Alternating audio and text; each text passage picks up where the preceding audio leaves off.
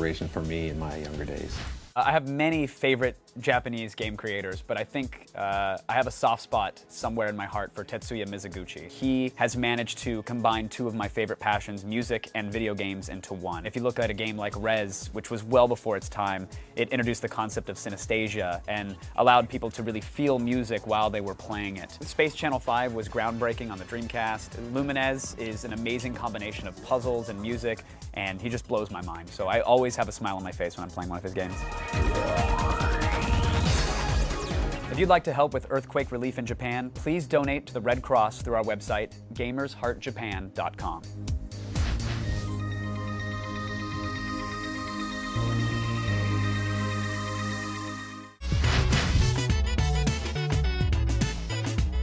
I think what makes Japanese games so special is the fact that they're just so playful. If you look at so many other games, they're dark, they involve guns, explosions, killing. The Japanese games are much more childlike. They're bright, they're really just about play. And I think that they're unapologetic about it as well. If you look in Japan, people of all ages are playing these games. And I think that's the DNA of games, is that they're about fun. I think the inspiration I got from Japanese games was in a much broader sense, in terms of the cultural impact. My neighbor many years ago was Japanese, and she ran a company out of her house, and they were all Japanese people that worked there. And I remember the week that Super Mario World came out. For about the next 2 weeks, that entire office shut down. Everybody was playing Super Mario World there for the next 2 weeks. It was like a festival. And it was amazing when you kind of multiply that times all the millions of people out around the rest of the world that were playing Mario at the same time.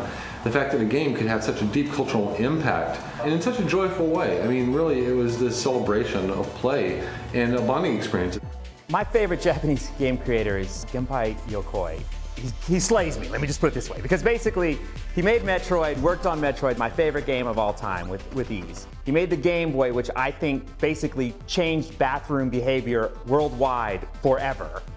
He also did Game & Watch. He made Rob the Robot. On top of that, I mean, he did Virtual Boy, which I know was a big giant, mess. Ultimately, it was 3D, and he was kind of to innovate. Yes.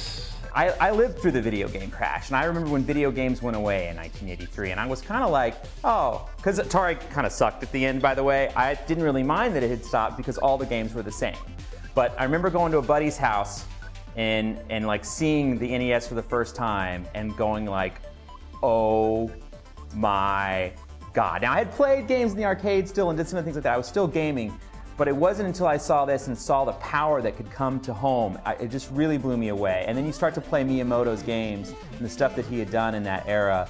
And I mean, really, truly innovative stuff. That's really what got me back on the video game bandwagon. And that's when I couldn't put the NES down after that and went straight from the NES right to working at Game Informer.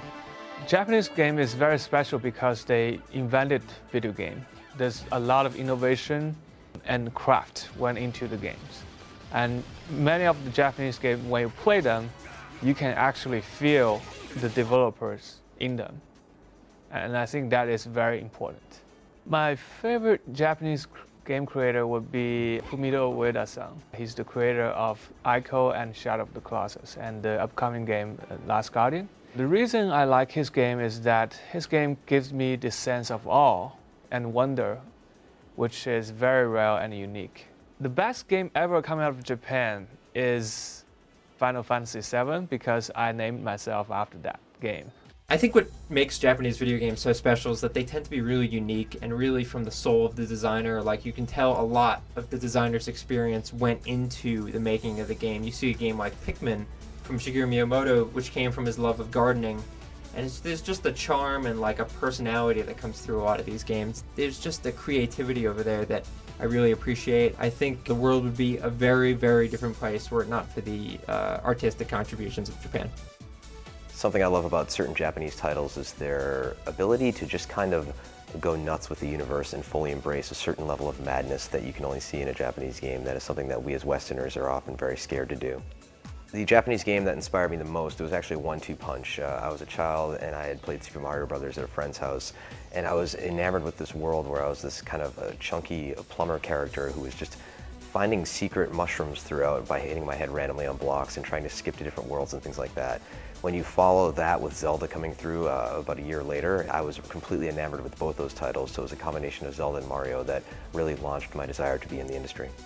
I think when you compare Eastern versus Western design philosophies, not only with games but also with narrative, there's just fundamental structural differences in how developers think in regards to game mechanics, in regards to approaching narrative, in regards to approaching overall product experience. Every time I sit down and I play a game that is distinctly Japanese, I feel like I'm learning something from it. My favorite Japanese developed games such as Silent Hill and Fatal Frame were so good at the creeping fear that kind of makes the hairs in the back of your neck stand up and all the subtleties that are involved in making something truly and utterly terrifying. The best game for me personally, the series in general that's come out of Japan, has been Street Fighter. Because when I look at Street Fighter 2 and then the recent iterations of it, it is such a finely tuned, perfectly balanced kind of brawler that is not only great for playing the ladder, but also for playing against friends. So many memories at the arcade, putting quarters up on the arcade cabinet, trying to take out somebody with Chun-Li, and then just looking at the character designs and the backgrounds and the Eastern representation with characters like Chun-Li as well as the Western representation of characters like Guile. It really kind of hits on both fronts for me. They were the foundation for the industry as a whole. I mean, you think back to a lot of the notable games throughout this industry's history. Space Invaders, Pac-Man, Donkey Kong. I mean, it's just amazing how important Japanese games have been to the overall history of the industry and just how integral they've been to the games that we see today. And you think about the quality of the games that come out of Japan. I mean, Pac-Man was a phenomenon at the time when you were playing it in arcades and at the pizza parlor. And you could still play that game and have a great time today on the systems we have today. So it's really just incredible, the legacy in Japan. Japanese games are so special because they're so crazy. Katamari, Nobi Nobi Boy, these are games you wouldn't see a Western developer necessarily tackle, and Japan's been doing it for years. My favorite Japanese game developer is Hideo Kojima, Metal Gear. It was just such a touchstone franchise for me, and it did so much so right that it really, really inspired me to be part of the industry. My name is Pliskin. At that time in the games, there was nobody really doing what that game did. It was a movie, and it was something you were interacting with and jumping in, and it really showed me how far the medium could come. One of my favorite video game designers who happens to also be Japanese is Yuji Naka. He is the creator of Sonic the Hedgehog, but he also was the programmer of many of the first few Phantasy Star titles and really got me into thinking that video games were more than just punch and kick and jump. The Japanese game that is most likely responsible for me getting into the video game industry is probably Street Fighter 2. It's a game that I spent a lot of time on when I was in high school. I went to a lot of arcades, played a lot of it. I think I could have probably bought my own Street Fighter 2 arcade cabinet with all the quarters that I had pumped into it. That game practically invented the genre of fighting games as far as I'm concerned, and that's a game that just made me want to learn more about video games. They really appreciate culture there and arts. It's visible in everything that I see coming out of Japan, from manga to anime to video games, even music. Some very cool bands out of Japan. Gotta say hello to Guitar Wolf. Love Japan. I think that Japanese games have a unique character, and for example Ico, which is my all-time favourite game, has a muted palette and a beauty to it which has never been matched by any other game. Growing up as a child, games like Sonic the Hedgehog and Mario were defining platformer experiences, but it was really when I saw Ico on the PlayStation 2 that I got turned on to the idea of the narrative storytelling and the emotion that you can get in games. Fumito Ueda, who created Ico and Shadow of the Colossus, I think has a unique voice and an artistic sensibility which no other game developer is even close to. Why do I love Japan? Well, there's a lot of reasons, but I suspect the biggest reason is that I grew up there. I lived there from early childhood through my teens, and that's a love that I still have, you know, even now in my 30-something years. Japan's beauty lies in its resilience and its faith and the strength of its people. What I love about Japan most is that everyone relies on each other and everyone takes care of each other. If you'd like to help with relief for the earthquake in Japan, please donate to the Red Cross through our website, gamersheartjapan.com.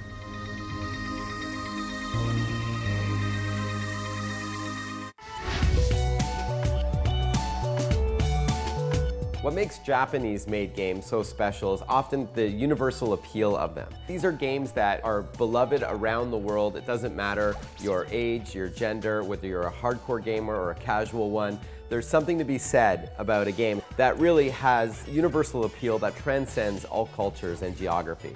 The Super Mario Brothers series is my favorite, and I think the best series to come out of Japan. And I think in particular, Super Mario Bros. 3 really took off and set the bar very high for video games at the time. And it's not just, you know, the graphics at the time and the controls, but just really all the game elements, the little secrets, the characters, everything that keeps a gamer glued to the TV well into the night was found in this game.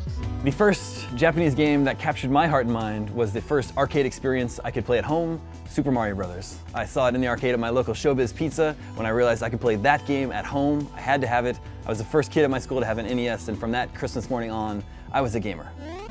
I was so blown away when I first played Mario 64. I don't know that I'll ever have that profound an experience with a game again. It brought 3D gaming to the masses and set the precedent for the types of games we're still playing today. It simultaneously changed my perceptions of what games could be and showed me what games are going to be like in the future. The thing that makes Japanese games so special is that they often take their time in the development process and they get it right. Probably the best game that's come out of Japan was the Super Mario games, that whole series. So culturally impactful to so many millions and millions of people around the world. I think what makes Japanese games particularly special is the creativity and the sense of whimsy. There's stuff over there that, you know, you'd never think of in Western gaming. You know, something like Shadow of the Colossus is the height of gaming and what it can mean. But, you know, I also love Professor Layton and the guys at Level 5. And, you know, there's a series that, you know, I'm waiting with bated breath for more to get translated. So there are just so many games from over there that I love. I think that's one of those things that their culture and their appreciation of pop culture is just a little bit ahead of ours. The other thing is they don't look down on some of the things that here in the West that we do. For instance, everybody there reads comics on the subway. You know, gaming is such a huge part of everyday life. My generation grew up with the Japanese games, so they are part of our childhood. Zelda, A Link to the Past. It's a perfect merge of characters and gameplay merged together, you know, to create this great immersion. You know, the immersion for me is very important. This game just nailed that perfectly. We love Japan for a lot of reasons. It's a fun place to visit, fantastic food, and when you think about Japanese games, you have to start with games like Street Fighter, you've got Resident Evil, and then you've got more adventuresome titles. Final Fantasy, great Japanese role-playing game stalwarts. There's such a breadth of experience there that without Japanese games, we'd be much less rich. Today's video game industry wouldn't exist without the contributions from Japanese game developers and game creators. When I think of Japanese games, the one word that comes to mind is purity. There's a purity of focus in the way that Japanese game designers create their games. There's a purity of the mechanics and the actual gameplay. When you pick up a Japanese game and play it in your hands, it just feels different. Japanese games are some of the most fun games that I remember playing over the past 20 years. They're also really inventive and bold ideas come out of Japan. Of course, there are great games from creators like Miyamoto and Kojima, but I also think of other series that have had an impact on me, like the Devil May Cry series, the Street Fighter series, and even some of the more recent games from companies like Platinum Games or Clover Studios. I mean, there have been some amazing game developers over there that have created games that I think have always made us get excited about where the business is going. And that's what I love about Japanese games, is that they're never predictable. These creators, I mean, they're always pushing the business in new directions with new intellectual properties. Japan has been a really important part of the gaming industry, and I think they don't necessarily get the credit that we sometimes give to our developers over here for the incredible work that they do. They're obviously a humble group of developers over there in Japan, but have made such a tremendous contribution to the gaming industry. I think one of the things that makes Japanese games so special is that there's a fantastical quality to them. They're not afraid to take risks and to do some things that are completely wild and completely out of the box, and you really have to appreciate them for that. I'd have to say my favorite Japanese game creators are Miyamoto or Kojima, mainly just because of the amazing things that they've done for video games over the years, creating Mario, creating Metal Gear, just constantly innovating. It's just pretty much my entire love of everything from the NES and the Super Nintendo era up through today, all the PlayStation games I grew up loving. I love everything about Japan, whether the food, the culture, the games, just everything. It's just a great place, a really interesting place to visit. Japanese games have had a huge influence on many of us who work in the Western development world. A lot of us have grown up playing Japanese games, and for me personally, I spent countless hours in college playing Super Metroid, playing Zelda, playing Super Mario Brothers, and I learned a lot about game design. They have a unique charm, something that a lot of us in the Western world have tried to emulate over the years, but there's something just really special about their characters, their stories, and their sense of humor. One of the best games that come out of Japan in the last few years, at least in my opinion, is Resident Evil 4. It's a game that I had a blast playing, and it's a game that really